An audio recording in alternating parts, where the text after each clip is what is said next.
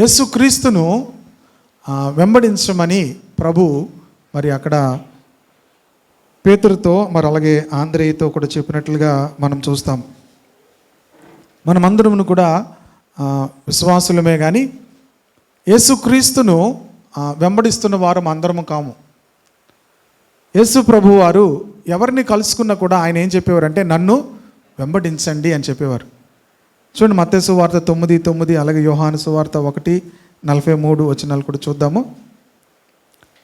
యేసు అక్కడి నుండి వెళ్ళుచు సుంకపు మెట్టినొద్ద కూర్చుండి ఉన్న మత్తయ్యను ఒక మనుషుని చూచి నన్ను వెంబడించమని అతనితో చెప్పగా అతడు లేచి ఆయనను వెంబడించెను. కనుక ప్రభు ఎవరిని కలుసుకున్నా కూడా ఆయన చెప్పే మాట నన్ను వెంబడించమని. అలాగే యోహాను సువార్త 1:43, మరునాడు ఆయన గలిలయకు వెళ్ళగోరి ఫిలిప్పును కనుగొని నన్ను వెంబడించమని అతనితో చెప్పాను. ప్రభువుని మనమందరము కూడా వెంబడించాలి. మనమందరం కూడా ప్రభువునందు విశ్వాసం ఉంచడం మాత్రమే కాదు కానీ ప్రభువుని వెంబడించాలి. కనుక పేతురు అలాగే ఆంద్రేయును మొట్టమొదటిగా ప్రభు చెప్పాడు. తర్వాత యోహాను, తర్వాత యాకోబు, తర్వాత మత్తయి, ఫిలిప్పు, వీళ్ళందరినీ కూడా ప్రభు కలుసుకున్నప్పుడు మీరందరూ కూడా నన్ను వెంబడించాలి. కనుక మన జీవితాల్లో మనం ప్రభువునందు విశ్వాసం ఉంచి ఎన్నో గొప్ప కార్యాలు మనం చూస్తున్నప్పటికీ కూడా ప్రభువుని వెంబడించకపోతే ప్రభు మన జీవితాల్లో ఆయన అనుకున్నది ఆయన చేయలేడు. ఈ మాటలు ముందుకు వెళ్ళక ముందు మొదటి భాగంలో కొన్ని వచనాలు చదివి తర్వాత నేను వాక్యంలోనికి వెళ్తాను. యోహాను సువార్త 12:26, ఒకడు నన్ను సేవించిన ఎడల నన్ను వెంబడింపవలను. జాన్ గాస్పల్ 12:26, ఒకడు నన్ను సేవించిన ఎడల నన్ను వెంబడింపవలను. అప్పుడు నేను ఎక్కడ ఉందునో అక్కడ నా సేవకుడును ఉండును. ఒకడు నన్ను సేవించిన ఎడల నా తండ్రి అతన్ని గనపరచును. ఒకడు నన్ను సేవిస్తే ఏం చేయాలి? నన్ను వెంబడించాలి. అప్పుడు నేను ఎక్కడ ఉందనో అక్కడ నా సేవకుడు కూడా ఉంటాడు. ఎందుకు ప్రభు ఆయన వెంబడించమంటున్నాడంటే ఆయన ఎక్కడున్నాడో అక్కడ మనము కూడా ఉండాలని ఆశపడుతున్నాడు. హల్లెలూయా. ఆయన ఎక్కడున్నాడో అక్కడ నేను కూడా ఉండాలి, నువ్వు కూడా ఉండాలని ఆయన ఆశపడుతున్నాడు. వెంబడించడం చాలా కష్టం. చూడండి, ఎవరైనా మనకి దారి చూపిస్తున్నప్పుడు వారి వెనకాతలు వెళ్ళాలంటే చాలా కష్టంగా ఉంటుంది. మనకి వాళ్ళు దాటుకొని వెళ్ళిపోవాలి ఉంటుంది, కానీ వాళ్ళు వెనకాతలు వెళ్ళాలంటే మనం చాలా స్లో అయిపోవాలి. వాళ్ళ వెనకాతలు వెళ్ళాలంటే మనం ఏం అవ్వాలి?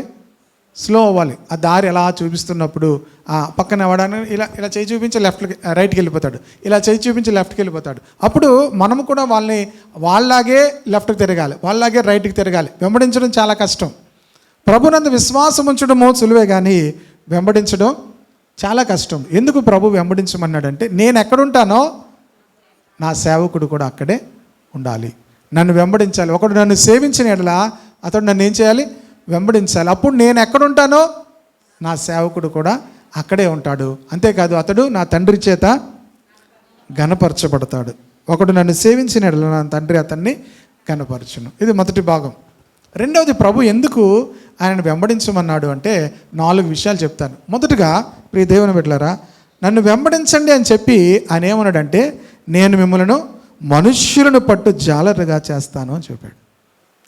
ప్రభువును వెంబడించడానికి గల ప్రాముఖ్యమైన కారణం ఏంటంటే ప్రభువు మనల్ని అందరినీ కూడా మనుష్యులను పట్టు జాలరుగా చేస్తాడట. హల్లెలూయా.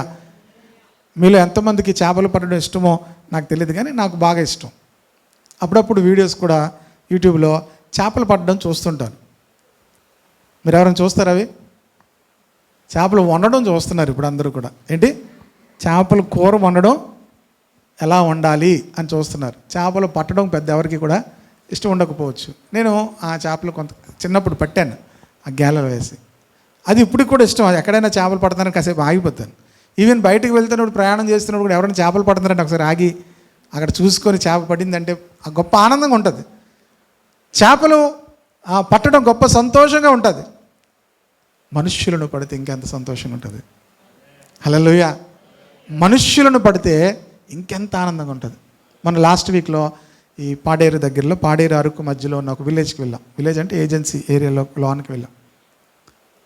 మేము వెళ్ళిన తర్వాత అక్కడ ఒక చర్చ్ కన్స్ట్రక్షన్ అవుతుంది, అది మధ్యలో ఆగిపోయింది. దానికి కొంత సహాయం చేయాలని ఒక తెలిసిన వాళ్ళ ద్వారా చెప్తే వెళ్ళాం అనమాట. వెళ్ళి చర్చ్ చూసి ప్రేయర్ చేసి వచ్చేద్దాం అనుకోండి. మేము వెళ్ళేసరికి వాళ్ళందరూ కూడా చేపలు పట్టుకొచ్చారు. చేపలు పట్టుకొచ్చేసి, చేపలు అంటే చేపలు కాదు, మ్యాట్స్.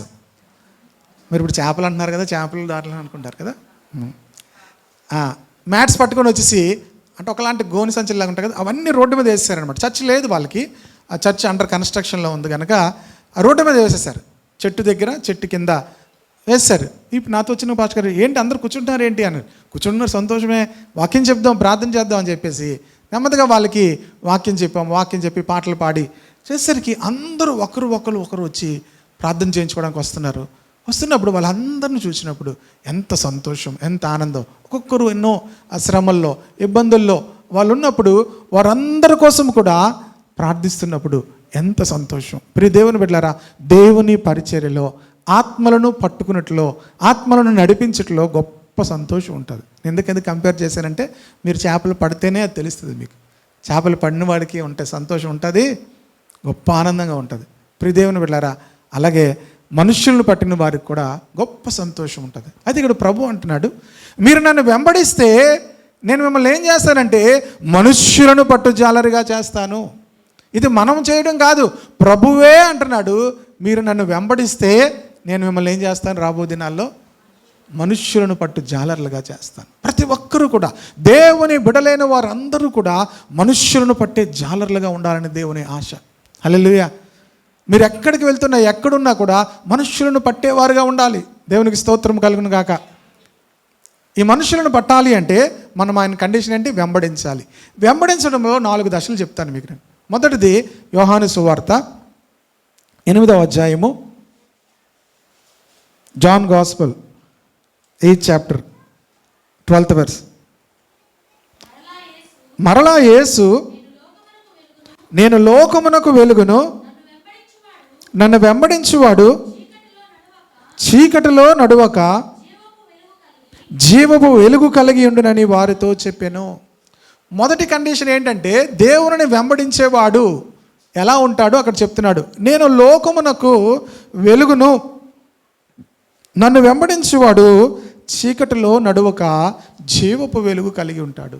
ప్రభువును వెంబడించేవాడు మొట్టమొదటి లక్షణం ఏంటంటే చీకటిలో ఉండడు.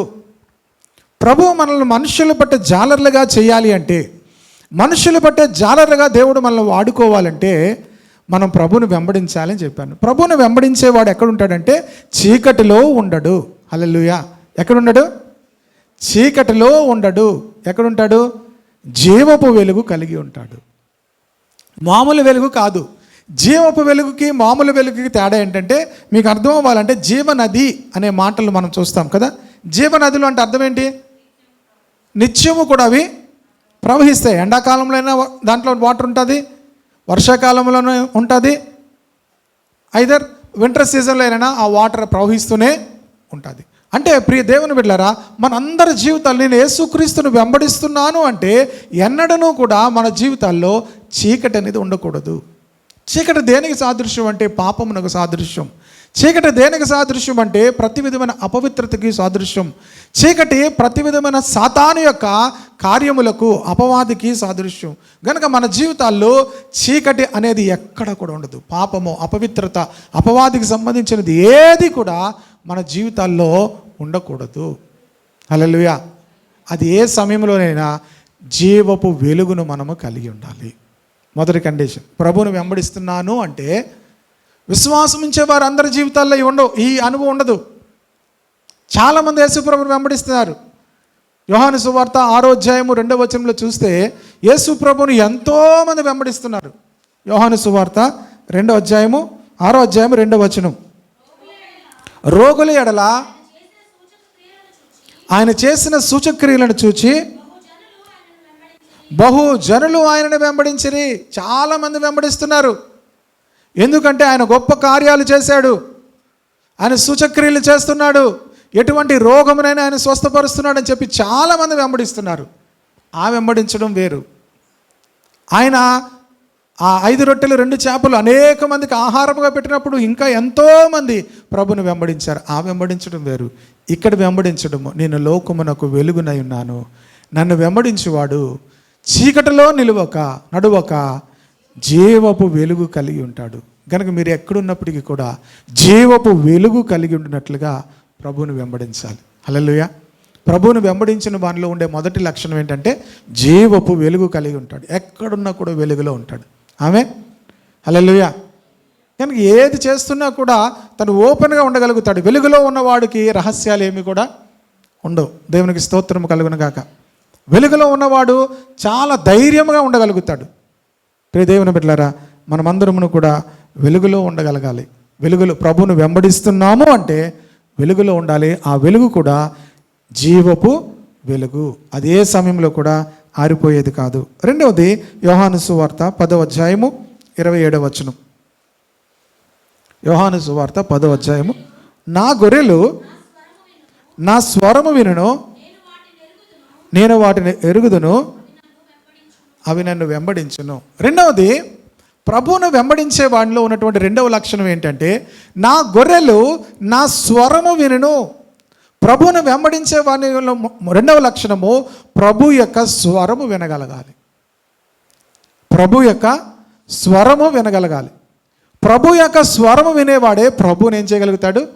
వెంబడించగలుగుతాడు. నా గొర్రెలు నా స్వరము వినును. అందరు జాగ్రత్త వినాలి.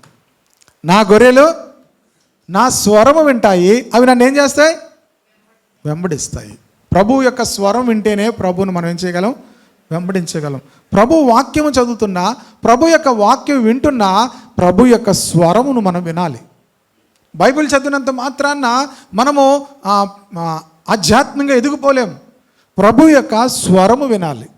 ఏం చేయాలి? అలాగే అనేకమైనటువంటి సందేశాలు వినడం ద్వారా కూడా మనం ఆత్మీయంగా మారం. మనము వాక్యం వినడం ద్వారా కాదు, ప్రభు యొక్క స్వరం వినడం ద్వారా ప్రభువుని ఎరగగలుగుతాము, ప్రభువుని వెంబడించగలుగుతాం. హల్లెలూయా. ప్రభువుని ఏం చేయాలి? వెంబడించాలి. అంటే రెండోది ఏం చెప్పాను కండిషను? ఆయన స్వరము వినాలి. మరి అందరూ వినగలుగుతారా అంటే, నేను డిఫరెంట్ చర్చెస్కి వెళ్తున్నప్పుడు ఒక కంప్లైంట్ వస్తుంటుంది. లేకపోతే ఆ చర్చ్ నుంచి ఇక్కడికి వచ్చే వాళ్ళు, ఇక్కడి నుంచి అక్కడికి వెళ్ళిపోయే వాళ్ళు ఉండే ఒక కంప్లైంట్ చెప్తారు. ఏం చెప్పండి? జనరల్గా చెప్పే కంప్లైంట్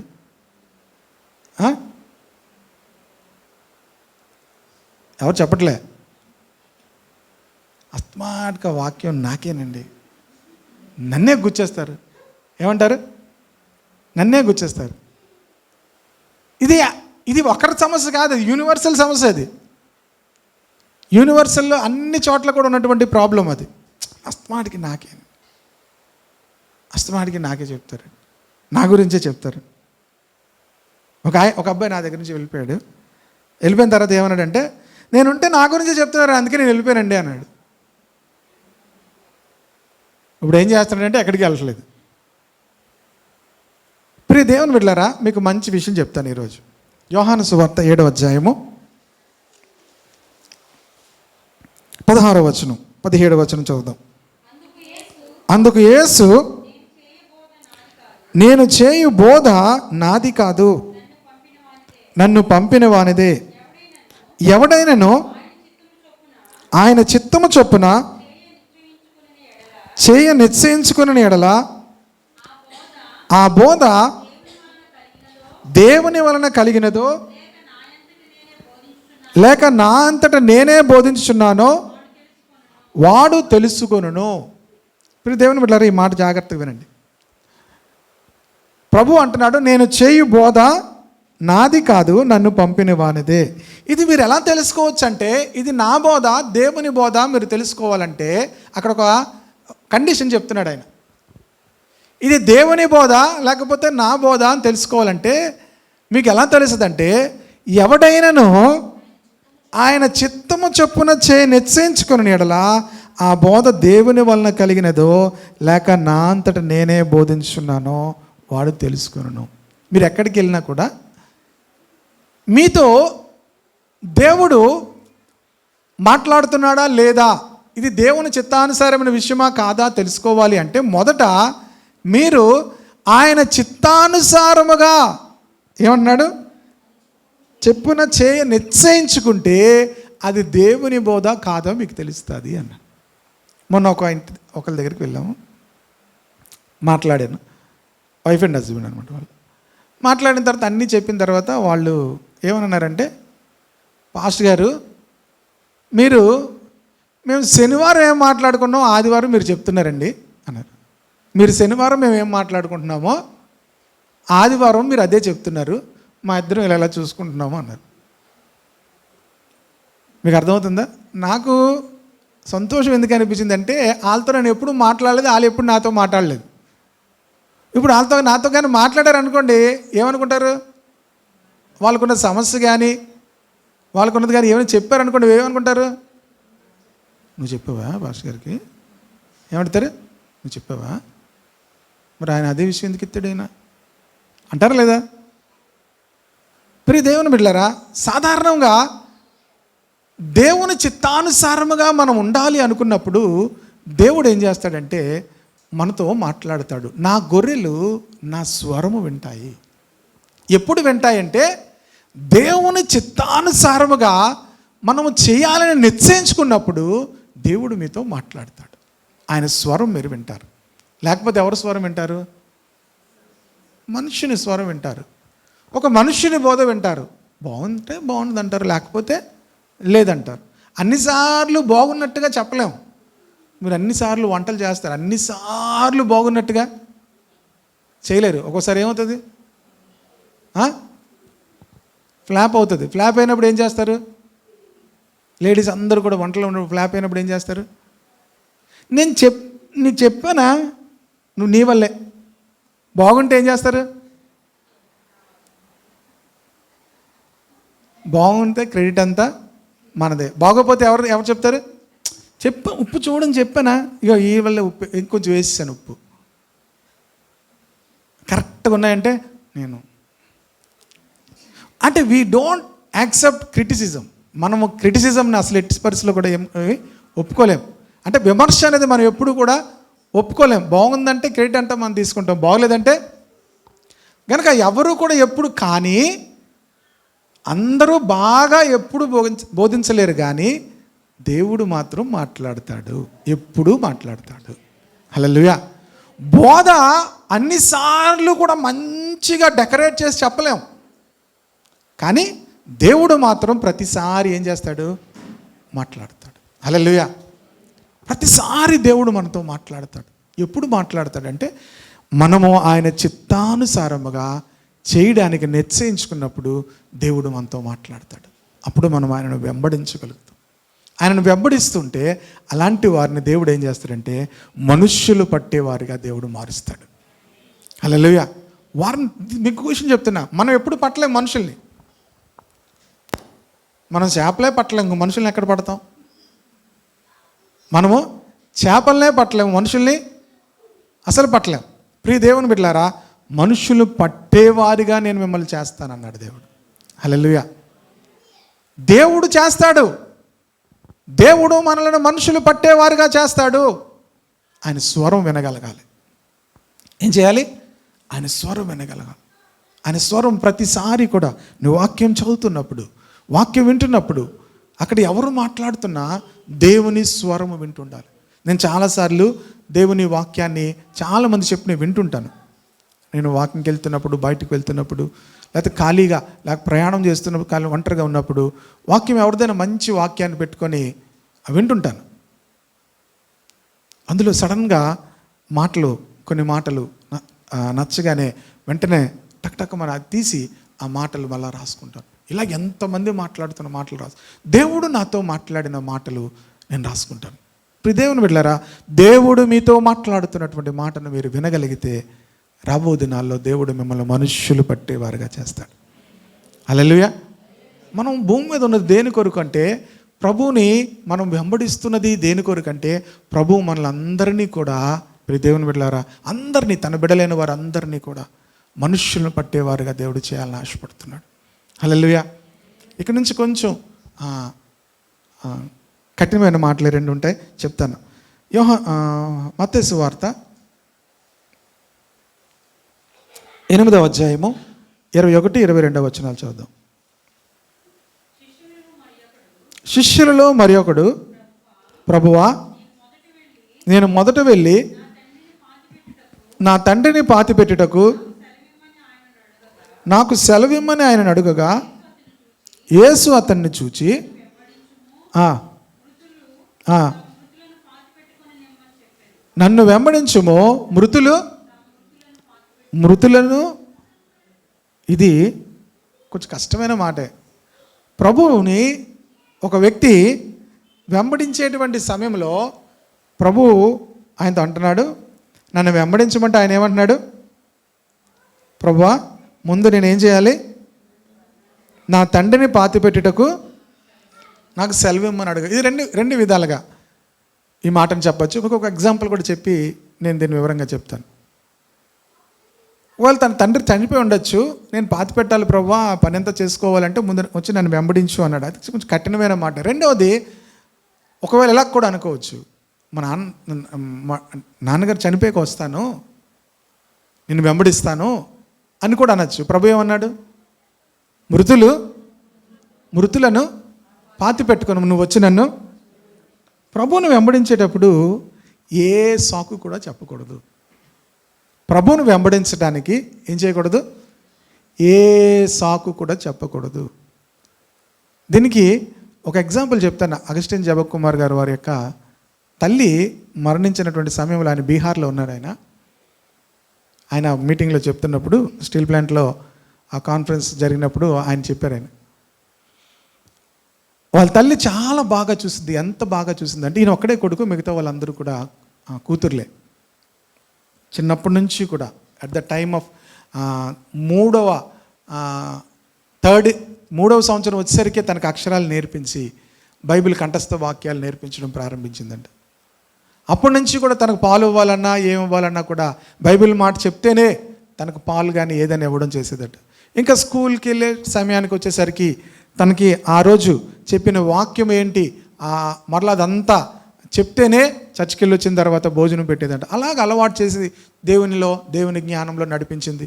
తర్వాత తను బాగా చదివించిన తర్వాత ఒక మంచి ఉద్యోగం చేస్తూ అది విడిచిపెట్టి మరి మిషనరీగా వెళ్ళిన తర్వాత తల్లి ఎప్పుడూ కూడా నా ఒక్కడే కొడుకు కదా, మరి అంత దూరం పరిచర్యకి పంపించడానికి తను ఇబ్బంది పడకుండానే అంత దూరం మరి దేవుని సేవకు అప్పగించేసింది. ఆ రోజు తన తల్లి మరణించింది అనేటువంటి విషయము ఆయనకు ఫోన్ వచ్చింది. వాళ్ళ చెల్లి ఫోన్ చేశారట. చెల్లి ఫోన్ చేసి, అన్నయ్య అమ్మ మరణించారు, నువ్వు వస్తావా అని అడిగారట. అయితే ఆయన మరుసటి రోజు 45 మందికి బాప్తీసం ఇవ్వాలి, అదంతా కూడా ఫిక్స్ అయింది. ప్రోగ్రామ్ అంతా కూడా 45 మందికి బాప్తీసం ఇవ్వాలి. అలాగే ఆ రోజు ఈవినింగే మరలా రష్యా వెళ్ళి అక్కడ ఒక కాన్ఫరెన్స్లో మాట్లాడాలి. ఆ కాన్ఫరెన్స్లో ఒక పెద్ద సేవకుడు కూడా వస్తున్నారు. ఆయన ఒక సెషన్ మాట్లాడతారు. తర్వాత సెషన్స్ అన్నీ కూడా ఈయన మాట్లాడాలి. కనుక వీటి కోసం ప్రభు మరి నేను ఏం చేయాలని చెప్పి రూమ్లోకి వెళ్ళి ఒక 20 minutes ప్రార్థన చేసిన తర్వాత, ప్రభా ఇది వెళ్ళాలి, అక్కడ ప్రాముఖ్యమైన విషయం ఉందంటే ప్రభు అన్నారంట, ఏది ప్రాముఖ్యము అని అడిగారు. ఏది ప్రాముఖ్యమైనది అన్నప్పుడు, ప్రభా నాకు మరి ఇదే ప్రాముఖ్యం అని చెప్పి ఆయన పరిచర్య చేయడానికి ఆయన ఉండిపోయారట. దేవునికి స్తోత్రం కలుగును గాక. 20 minutes తర్వాత వాళ్ళ చెల్లికి ఫోన్ చేసి, అమ్మ నేను రాలేనంటే, నువ్వు రావని నాకు తెలుసు అన్నయ్య అన్నదట. నువ్వు రావని నాకు తెలుసు. మామూలుగా మన వాళ్ళు అయితే ఏం చేస్తారు, ఆడవాళ్ళకి ఒక మంచి అలవాటు ఉంటుంది, సెంటిమెంట్లోకి వెళ్తారు వాళ్ళకి ఇంకే మీరు ఏం అవ్వలేదు అనుకోండి, సెంటిమెంట్ ఉంటుంది వాళ్ళకి, కొంత సెంటిమెంట్, ఆ సెంటిమెంట్లలోకి వెళ్తారనమాట. కానీ వాళ్ళ చెల్లి చక్కగా నువ్వు రావని నాకు తెలుసు అనియా అని.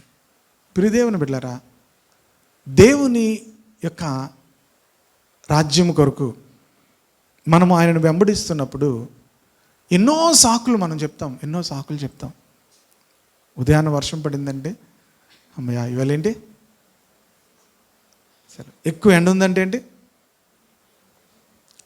సెలవు. ప్రియదేవుని బిడ్డలారా, ప్రభువుని వెంబడించడానికి మనం ఏ సాకులు చెప్పకూడదు. ఏ సాకులు చెప్పకుండా ఆయన వెంబడిస్తాడు చూసారా, వాళ్ళని దేవుడు మనుష్యులు పట్టు జాలర్లుగా చేస్తాడు. చాలామంది కాజ్ అన్నీ కూడా కరెక్ట్గా అనిపిస్తాయి, కానీ అక్కడ ఉన్న కాజ్ అదే, నా తండ్రిని పాతి పెట్టాలి అంటే ప్రభు అన్నాడు, మృతులను పాతి పెట్టుకుంటారు. నువ్వు వచ్చి నన్ను వెంబడించు.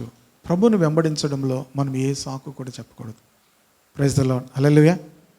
అలాంటి ఆధ్యాత్మికమైన అనుభవాలు మనము కలిగి ఉన్నప్పుడు ప్రియదేవుని బిడ్డలారా, ప్రభు తప్పకుండా మనలందరినీ కూడా మనుషులను పట్టుకునే కృపను దేవుడిస్తాడు.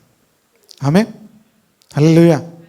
చాలాసార్లు ప్రతికూలమైన పరిస్థితులు మనకు ఎదురైనప్పుడు, మేము మొన్న లాస్ట్ ఫేజ్ ఎలక్షన్ జరుగుతున్న టైంలో కొంతమంది కలిసి ప్రార్థన చేసుకుందాం అని చెప్పి అనుకున్నాం. ఎక్కడ ప్రార్థన చేద్దాం అనుకుంటే ఆ రోజు వెదర్ ఉంది, 31 వెదర్ ఉంది. అసలు నుంచుంటే ఎక్కడ నుంచున్నా కూడా చెమటలు వచ్చేస్తున్నాయి. సరే ఎక్కడ ప్రార్థన చేద్దాం అనుకుంటే పాస్టర్ గారు అందరూ అనుకున్నాం ఏసీ చర్చిలో చేద్దాం, ఎక్కడ ఏసీ ఉంటే అక్కడ చేద్దాం, ఎందుకంటే అస్సలు ఉండలేకపోతున్నాం కదా అనుకున్నాం. సరే రాత్రికి రాత్రి అప్పుడే అనుకుని ఇక ఎక్కడ అప్పటికప్పుడు అందరూ ఎవరు ఫోన్ చేస్తున్నా, శుక్రవారం కనుక ఎవరు ఫోన్లు ఎత్తట్లే, అందరికి ప్రేయర్ ఉంటుంది కనుక సో మన చర్చిలో చేద్దాం అనుకున్నాం. ఎందుకంటే ఏసీ ఉంటుంది కదా, అందరం ఏసీ అంటే ప్రశాంతంగా చేయొచ్చు అని చక్కగా ముందే వచ్చి ఏసీ వేసాను. నేను ఒక పావు గంట ముందే వచ్చి ఏసీ వేసాను. చక్కగా ఏసీ వేసి చక్కగా అన్నీ పెట్టించాను. వచ్చారండి, వచ్చి రాగానే కరెంట్ పోయింది. మెట్లెక్కి వచ్చేసరికి కరెంట్ లేకపోతే ఒక్కొక్కరు తడిసిపోతున్నారు. మొత్తం షర్టు అన్నీ బనీన్ అన్నీ తడిసిపోతున్నాయి. తలుపులు తీస్తున్నాను. నేను అనుకున్నాను ఇదేంట్రా ప్రభువా, వీళ్ళందరినీ పిలిచాను, మా దగ్గరే కరెంట్ లేదు. తీరా బయటికి వెళ్ళి చూస్తే ఇక్కడ పక్క నుంచి ఉంది, అవతల నుంచి. ఈ కాల్ సెంటర్లు అన్నీ తెలుసు కదా వాళ్ళు చేస్తుంటే వాళ్ళు ఎవరు ఎత్తట్లే. చాలా చోట్ల పోయిందంట అప్పుడు, ఎవ్వరు ఎత్తట్లే. ఇది ఒక్క ఫ్యాన్ తిరుగుతుంది కరెంట్ పోతే, ఎందుకంటే ఎక్కువ ఆ లోడ్ అంతా దాని మీదకి వెళ్ళిపోతుందని దానికి ఇచ్చాడు ఆ ఇన్వర్టర్కి. ఈ ఒక్క ఫ్యాన్ తిరుగుతుంది. చూడండి, అందరం ఒక్క ఫ్యాన్ చుట్టూ తిరిగామమ్మా. ఈ ఫ్యాన్ చుట్టూ తిరిగాం. ఒక ఆయన అక్కడ దాకుండి మధ్యలో అనియా నేను ఉండలేకపోతున్నాను అనియా అని చెప్పి ఇక్కడ ఉండిపోయి వచ్చాడు. ఎక్కడ అసలు ఫ్యాన్ తిరుగుతుంది కానీ గాలి తిరుగుతుంది కానీ ఫ్యాన్ అందరం తడిసిపోతాను. నేను లాస్ట్కి అనుకున్నాను కిందకి వెళ్ళిపోదాం, కింద అయితే అన్ని ఫ్యాన్లు ఉంటాయి కదా, హాల్లోకి వెళ్ళిపోదాం అనుకున్నాం. హాల్లోకి వెళ్ళి ప్రార్థన చేయగానే కరెంట్ వచ్చింది. అమ్మయ్యా అని చెప్పి మళ్ళీ అందరం వచ్చాం. టకటక వేసి ఆంచి మళ్ళీపోయింది. టకటక ఏసీ ఆన్ చేసి ఇంకలా చేసేసరికి మళ్ళీ పోయింది. అనుకున్నాను మేమందరం అప్పుడే అనుకున్నాం ఏసీ లేకపోయినా సరే రాత్రి ప్రార్థన చేద్దాం అనుకున్నాం. హల్లెలూయా. చాలాసేపు అందరం తడిచిపోయాం. ప్రియదేవుని వెళ్ళారా. తర్వాత పెద్ద వర్షం పడింది 12 దాటేసరికి. అనుకుంటా కొన్ని సాకులు మనం చాలా ప్రార్థన చేయడానికి, దేవుని యొద్దకు రావడానికి చాలా కంఫర్ట్స్ అన్నీ కూడా చెప్తాం. దేవుని బిడ్డలమైన మనము దేవుని వెంబడించట్లో ప్రభు సన్నిధికి రావడానికి, ప్రార్థించడానికి అనేకమైనటువంటి సాకులు చెప్తాం. కానీ వీటన్నిటిని జయించి ప్రభుని వెంబడిస్తే దేవుడు నిన్ను మనుష్యులు పట్టేవానిగా చేస్తాడు. హల్లెలూయా. ఏ సాకులు కూడా చెప్పకూడదు. చాలామంది ఇన్ని సాకులు చెప్తారు. నేను వింటుంటాను. ఈ సాకు ఎలాంటి సాకు?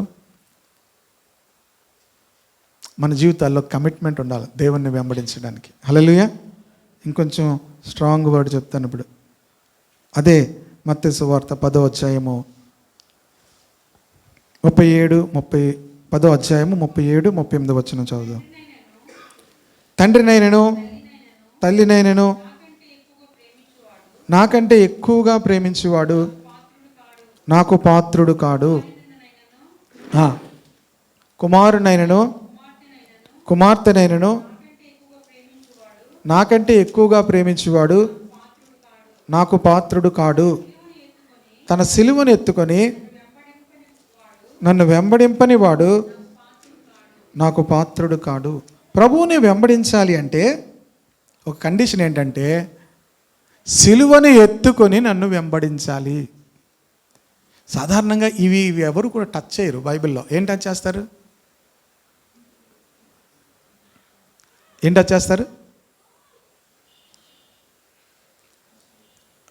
Blessing, prosperity, success. ఎక్కువ బుక్స్ కూడా ఏం సేల్ అవుతాయో తెలుసా? హౌ టు ప్రాస్పర్ అనగానే బుక్ ఇన్ని వేల కాపీలు అక్కడ ఉంటాయి. ఇన్ని కాపీస్ సేల్ అయింది. ప్రియ దేవుని బిడ్డలారా, ప్రభువుని వెంబడించేవాడు తన సిలువనెత్తుకొని ఆయనను ఏం చేయాలట? వెంబడించాలి. మన సిలువను ఎత్తుకుని మనం ప్రభువుని వెంబడించాలి. ఇందుకే సిలువ అంటే ఏంటి? సాధారణంగా మనం అందరం సిలువ అంటే వేరే వేరే రకాలు చెప్తారు. యేసు ప్రభు యొక్క సిలువను గురించి చెప్తే మీకు అర్థమైపోద్ది. యేసు ప్రభు యొక్క సిలువను గురించి ఒక మాట చెప్తాను. ఇలాగ ఒకవేళ మీరు ఎప్పుడు అవగాహన విన్నారో లేదో నాకు తెలియదు. భూమి మీదకు యేసు ప్రభు రావడానికి గల కారణం ఏంటంటే సిలువ మరణం పొందటానికి. మొదటి కారణం. ఆయన దేని కొరకు వచ్చాడు భూమి మీదకి? సిలువ మరణము పొందటానికి ఆయన వచ్చాడు. అంటే ఆ మరణము ద్వారా లోకానికి రక్షణ, విడుదల పొందటానికి ఆయన భూమి మీదకి వచ్చాడు. ప్రియ దేవుని బిడ్డలారా, రెండవది, సిలువ మరణం అనేది భూమి మీద ఆయన పరిచర్యకు ముగింపు. భూమి మీద ఆయన పరిచర్యకి ఏంటి? ముగింపు. లేకపోతే ఆ భూమి మీద ఆయన జీవితానికి యేసుక్రీస్తు నరవతారిగా వచ్చినటువంటి కారణానికి ఏంటి? ముగింపు. సిలువను ఎత్తుకొని వెంబడించడం అంటే భూమి మీద నువ్వు దేని కొరకు ఉన్నావో, దేని కొరకు ఉన్నావో, దేని కొరకు నిన్ను పిలిచాడో, దేని కొరకు రక్షించాడో దాని విషయంలోనే నువ్వు ముందుకు వెళ్ళాలి. హల్లెలూయా. దానికి అడ్డుగా ఉన్నటువంటి వారిని ఎవరైనా కూడా నువ్వేం చేయకూడదు? వారిని జయించుకొని వెళ్ళాలి. తండ్రినైనను, తల్లినైనను, కుమారునైనను, కుమార్తెనైనను బాగానే ఉంది. ఇంకొక విషయం కూడా ఉంది తెలుసా బైబిల్లో? ఇంకో విషయం ఏముంది? లూకాసు వార్తలో భార్యనైనను అనుంది. భార్యనైనను అనుంది. ప్రియదేవుని బిడ్డలారా, భార్యనైనను దేవుని కొరకు, దేవుని విషయాలు వచ్చేసరికి ఏం చేయాలి? ఎక్కువగా ప్రేమించకూడదు. పిల్లలనైనను, తల్లిదండ్రులనైనను ఆయనను వెంబడించట్లో మీరు అలా వెంబడిస్తే దేవుడు మిమ్మల్ని మనుష్యులను పట్టు జాలరిగా చేస్తాడు. హల్లెలూయా. దేవునిని వెంబడించట్లో మనము మన యొక్క స్టాండర్డ్స్ని మనం పరిశీలించుకోవాలి. ప్రభువుని వెంబడించడానికి ఇవేమీ కూడా మన జీవితాల్లో ఆటంకంగా ఉండకూడదు. ప్రపంచంలో ఇలా చేసిన వారిని దేవుడు ఎంత గొప్పగా దేవుడు వాడుకున్నాడో ఒక ఇద్దరు గురించి చెప్తాను. చాలామందికి భగత్ సింగ్ గారి గురించి తక్కువ తెలుసు. భగత్ సింగ్ గారి యొక్క, ప్రియదేవుని బిడ్డలారా, జీవితంలో ఆయన మరి 90s బహుశా అది 2020లోనూ 30sలోనూ ఆయన 20s సరిగా ఇయర్ గుర్తులేదు నాకు. ఆయన ఇంగ్లాండ్లో ఆయన గ్రాడ్యుయేషన్ కంప్లీట్ చేసుకొని ఇంటికి వచ్చి అక్కడ మంచి భారతదేశంలో ఉద్యోగం చేయాలనుకున్న సమయంలో అక్కడే ఆయన రక్షించబడి వచ్చిన తర్వాత, ఫ్లైట్ దిగిన తర్వాత తన తండ్రితో ఆయన చెప్పాడు, నేను యేసు ప్రభువుని నమ్ముకున్నానని. నువ్వు నమ్ముకుంటే నమ్ముకో, కానీ ఎవరితోనూ చెప్పకు. నేను నమ్ముకోవడమే కాదు, నేను ప్రభు యొక్క సేవ చేస్తాను అంటే వాళ్ళు ఈ తలపాగ పెట్టుకుంటారు, ఏమంటారు, పగిడి అంటారు కదా, అది తీసి తన కాళ్ళు ముందు పెట్టాడట. పెట్టి, నిన్ను చదివించింది, నేను ఇంత గొప్ప చేసినది మన కుటుంబ గౌరవాన్ని నిలవబెడతావని, నువ్వు అది నిలవబెట్టకపోతే ఇదిగో నా యొక్క ఆ తలపాగ తీసుకుని నీ ముందు పెడుతున్నాను, దయచేసి నువ్వు ప్రభువుని నమ్ముకుంటే నమ్ముకున్నావు, కానీ ఇలాగ ఆయన సేవ చేయడానికి నువ్వు వెళ్ళకూడదు అని చెప్పినప్పుడు ఆయన ఆ బుక్లో రాసినప్పుడు ఆయన ఒక మాట రాశాడు, ఒకవేళ ఆ సమయంలో నా తండ్రిని చూసినప్పుడు, నా కుటుంబాన్ని చూసినప్పుడు నా హృదయం అంతా కూడా ఇంతగా తల్లిదండ్రులను నేను దుఃఖపెట్టాలా, ఇంతగా వారిని బాధ పెట్టాలా అని తను ఒక నిమిషం ఆలోచించినప్పుడు వెనుక తిరిగేటువంటి పరిస్థితి వచ్చింది. కానీ లేదు, నేను ప్రభువుకు మాటిచ్చాను, నేను ప్రభువుని వెంబడిస్తాను అని చెప్పి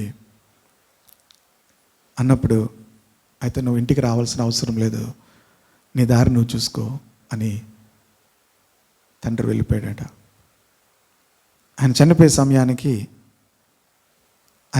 సమయానికి 14,000 చర్చెస్ వారి ఫెలోషిప్ ద్వారా స్థాపించబడ్డాయి. 14,000, not just in India, all over the world, ప్రపంచమంతా కూడా.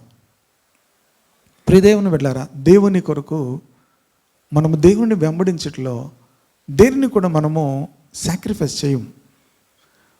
సాక్రిఫైస్ చేస్తే తరువాత వాళ్ళ తండ్రి రక్షణ పొందాడు, ఆ కుటుంబం రక్షణ పొందింది.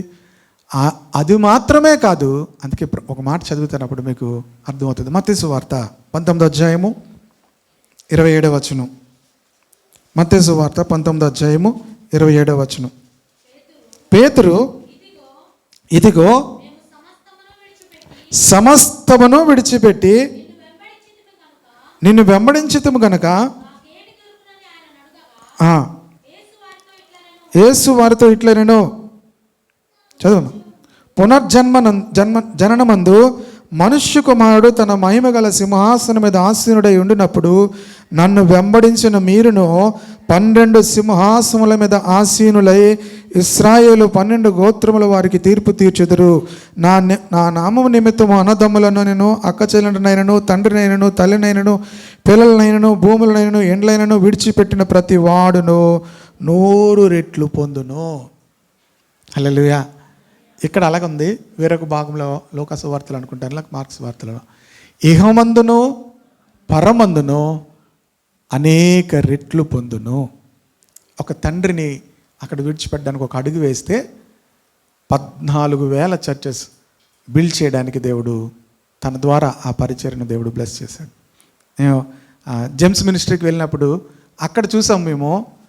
ఆయన ఆ సమయంలో బీహార్ వెళ్ళడానికి ఎంత కష్టపడ్డాడో నేను ఆ బుక్లో చదువుతున్నప్పుడు. బీహార్ వెళ్ళడానికి ఇప్పటికీ కూడా ట్రైన్స్ చాలా తక్కువ ఉంటాయి.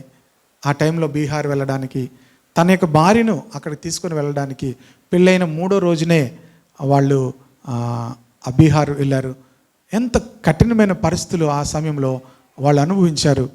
తినడానికి ఆహారం లేని పరిస్థితులు, ఇవన్నీ కూడా ఆ కుటుంబాన్ని విడిచిపెట్టి, ఉద్యోగాన్ని విడిచిపెట్టడం ద్వారా అంత కఠినమైన పరిస్థితులు వారు అనుభవించారు.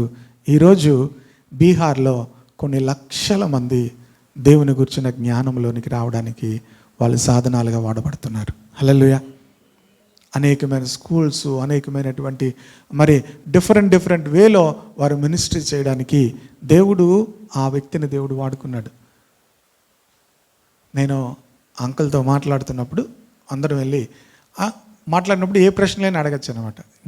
నేను ఒక ప్రశ్న అడిగాను. అప్పుడు ఆయన ఒక మాట చెప్పారు. ఆయన ఆ మాట చెప్పారు, ఆంధ్రాలో చాలా సోర్సెస్ ఉన్నాయి, కానీ ఆంధ్ర నుంచి ఎవ్వరూ కూడా బయటికి రారు, సాక్రిఫైస్ చేయరు.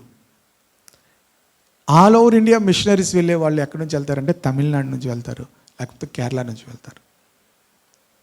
తమిళనాడు కానీ కేరళ కానీ. మీరు బీహార్ వెళ్ళండి, ఒడిస్సా వెళ్ళండి, లేకపోతే జార్ఖండ్ వెళ్ళండి, ఉత్తరప్రదేశ్ వెళ్ళండి, మిషనరీస్ ఎవరు ఉంటారంటే తమిళియన్స్ కానీ కేరళ మలయాళీస్ కానీ ఉంటారు. ఆంధ్ర వాళ్ళు మాత్రం అమెరికా వెళ్తారు. ఆంధ్ర వాళ్ళు ఎక్కడికి వెళ్తారు? అమెరికా వెళ్తారు. దేనికి?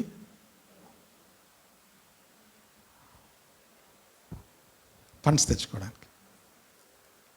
మొన్న ఒక ఆయన చెప్తూ ఆ ఫండ్స్ ఎలా వస్తాయో చెప్తే చాలా ఒక ఆయన తను తినేటువంటి జనరల్గా ప్రతిరోజు కూడా ఆయన తినేటువంటి కొన్ని వాటిని సాక్రిఫైస్ చేసి ఆ డబ్బులు దాచి భారతదేశానికి పరిచర్య చేయడానికి వాళ్ళు డబ్బులు పంపించారట. ఆ ఫండ్స్ వస్తే వీళ్ళేం చేస్తారు? ప్రియదేవుని బిడ్డలారా, ఆంధ్ర వాళ్ళు ఎక్కడికి కూడా వెళ్ళరు. ఆయన చాలా చెప్తూ ఏడ్చి చెప్పారనమాట. ఆంధ్ర తెలంగాణలో lot of sources are there, but they never come out. వారు బయటికి రారు. అది చేయగలిగితే India will turn to Lord Jesus Christ అని చెప్పాడు. ఆంధ్రాలో అంత సోర్స్ ఉంది. వాళ్ళు కానీ తిరిగితే దేవుని కొరకు ఇండియాని తప్పకుండా మార్చగలుగుతాం. ఓన్లీ 80% మాకు మినిస్ట్రీ సపోర్ట్ అంతా కూడా ఇదర్ మనుషులుగా కానీ, నేను ఆ డిఫరెంట్ ప్లేసెస్కి తీసుకెళ్లారు కదా, అక్కడ ఉన్న వాళ్ళందరూ మిషనరీస్ అందరూ కూడా తమిళియన్సే. ఎక్కడెక్కడికో వెళ్తే వాళ్ళు తమిళియన్సే, అక్కడికి వెళ్తే వాళ్ళు తమిళియన్సే. వీళ్ళందరూ ఎక్కడి నుంచి వచ్చారంటే అక్కడి నుంచి వచ్చిన వాళ్ళే తప్ప ఆంధ్ర వాళ్ళు ఒక్కరు కూడా లేరు. ప్రియ దేవుని బిడ్డలారా, దేవుని కొరకు మనము ఆయన వెంబడించట్లో ఏమి విడిచిపెట్టకపోతే ఏమీ కూడా మన జీవితాల్లో పొందుకోలేము. మొదటిది అక్కడ అంటున్నాడు 100 రెట్లు పొందుకుంటాం. హల్లెలూయా. నేను ఇక్కడ మనీ మ్యాటర్స్ గురించి అసలు ఏం చెప్పట్లే. అసలు మనీ అనేది పెద్ద విషయమే కాదు. నేను మరలా చెప్తున్నాను, జెమ్స్ మినిస్ట్రీకి వచ్చిన తర్వాత మనీ అనేది అసలు ప్రయారిటీయే కాదు. అలాంటి అసలు మనీ గురించి మాట్లాడరు. మనుషులు చాలా ప్రాముఖ్యము.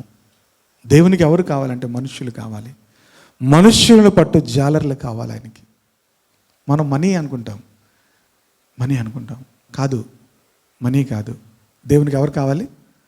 మనుష్యులను పట్టు జాలర్లు కావాలి. మనుష్యులను పట్టడానికి దేవుడు ఎవరిని వాడుకుంటాడంటే ఆయనను వెంబడించే వారిని వాడుకుంటాడు. ఆయన ఎవరు వెంబడిస్తారంటే చీకటిలో నిలువక జీవపు వెలుగు కలిగి ఉండేవారిని దేవుడు వాడుకుంటాడు. 2, ఆయన స్వరము వినేవారిని దేవుడు వాడుకుంటాడు. ఆయన స్వరం ఎవరు వినగలుగుతారంటే ఆయన చిత్తానుసారముగా చేయాలి అనుకునే వాళ్ళకి దేవుడు తన స్వరముతో మాట్లాడతాడు. హల్లెలూయా. 3వది, మృతులను పాతి పెట్టుకునేమో నువ్వు వచ్చి నన్ను వెంబడించు. దేవుని వెంబడించడంలో ఆ కమిట్మెంట్ ఉండాలి.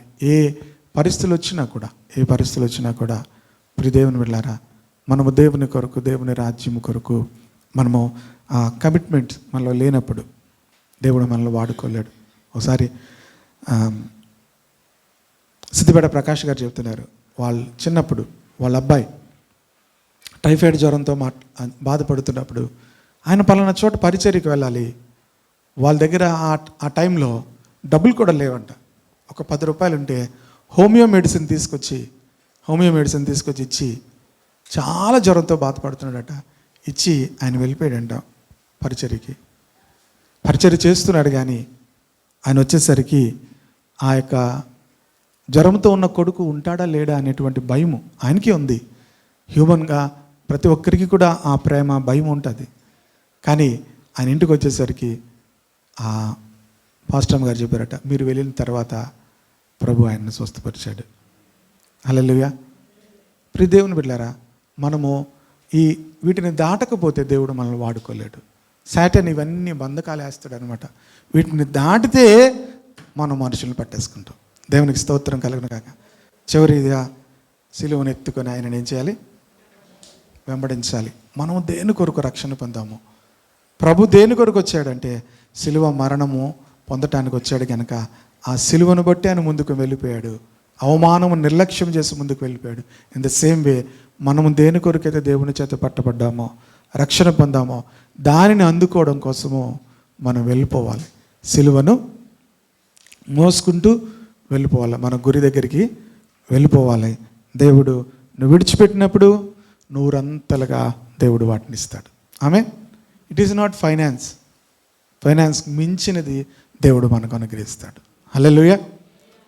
నేను అంకుల్ని అడిగాను, మీకు లాస్ట్ టైం చెప్పానేమో, అంకుల్ వీ వాంట్ పర్సనల్గా ఆయనకు ఒక ఆఫరింగ్ ఇద్దాం అనుకున్నాం. ఎందుకంటే అంకుల్ ఏమి ఇచ్చినా కూడా ఈ ఆఫీస్కి ఇచ్చేస్తారు, ఆఫీసే చూసుకుంటే తప్ప అంకుల్ ఏం తీసుకోరు అని చెప్పారు. సో అప్పుడు మేము ఏమనుకున్నాం అంటే పర్సనల్గా కొన్ని ఆఫరింగ్ ఇద్దాం అనుకొని నేను మాట్లాడి అంకుల్ మీకు ఆఫరింగ్ ఇద్దాం అనుకున్నాం. సడన్గా చూస్తే డబ్బులు మేము డ్రా చేయలే, అన్నీ ఫోన్లోనే ఉన్నాయి. లాస్ట్ టైం చెప్పాను కదా, నా పర్స్ కూడా మర్చిపోయి వెళ్ళిపోయానని. అంకుల్ మీ అకౌంట్ నెంబర్ చెప్తే ఇస్తారంటే I don't have any account number అన్నారు ఆయన. I don't have no account number. You want to give anything give in the office అని, ఆఫీస్లో ఇచ్చేయండి అని.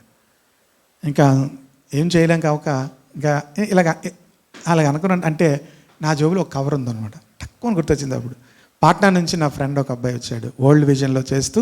మేము అక్కడికి వచ్చామని చెప్పి, బీహార్ వచ్చామని చెప్పి నన్ను కలవడానికి వచ్చాడు. తను వెళ్ళిపోతూ తను నాకు గిఫ్ట్ ఇచ్చాడు, ఆఫరింగ్ ఎక్కువ ఇచ్చాడు. ఆ జోబీలో అంటే మనకి ఎక్కువ ఇచ్చాడంటే ఎలా తెలుస్తుంది అంటే ఆ కవర్ అంత ఎత్తుగానే ఉంది. నాకు గుర్తొచ్చింది, ఇలాగ అనగానే గుర్తొచ్చింది, అంకుల్ ఇది మీ మినిస్టర్లో వాడుకున్నాండి, టక్ మనీ ఆయనకి ఇవ్వగలిగాను. అసలు డబ్బు గురించి నో నీడ్ అన్నారు ఆయన. లేదు uncle we want to give అని చెప్పి ఆయనకి ఇవ్వడం జరిగింది. మినిస్ట్రీలో డబ్బు పెద్ద అవసరం కాదు, మనుషుల దేవునికి అవసరం. ఆమె అది నువ్వు నేనే మనుష్యులు పట్టు జాలర్లుగా దేవుడు మనందరినీ వాడుకొనుగాక.